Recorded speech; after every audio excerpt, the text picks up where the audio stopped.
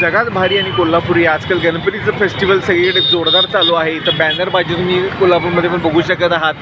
मोठी मंडळं, लाईटिंग आणि इतक्या मस्त सुंदर सिटीमध्ये ह्या रोडकडे जर तुम्ही बघितलं तर तुम्हाला कोल्हापूरच्या पायतानाची आठवण येत असेल. आणि हे पायतान कुणाला मारायचं या इथल्या लोकांनीच ठरवलं पाहिजे. लोकंसुद्धा ह्या गणपतीमध्ये इतकी ट्रॅव्हल करत आहेत, टू व्हीलरनी इकडे तिकडे फिरत आहेत, पण त्यांना ही गोष्ट जाणवत नाही आहे की आपली सिटी, आपल्या मागून येणाऱ्या सिटी नाशिक, औरंगाबादसारख्या सिटीज आपल्या पुढं निघून गेल्या आणि आपण अजून इथेच.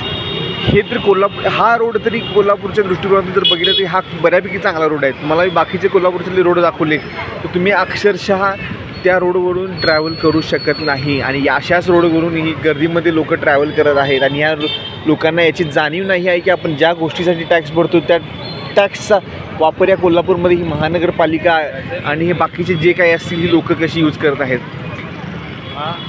मोडणार पण वाकणार नाही,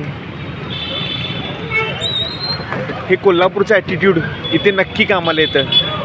मोडा मग, वाकायची वेळ तर थोड्या वर्षांनी 30-40 नंतर तुम्हाला अशा रोडवरून ट्रॅव्हल करून वाकायलाच लागणार आहे. तर मोडणार आणि वाकणार नाही हे ॲटिट्यूड ठेवून जर काम करत राहिलं तर कोल्हापूर हे खेड्यापेक्षा वाईट अवस्थेत जायला जास्त वेळ लागणार नाही.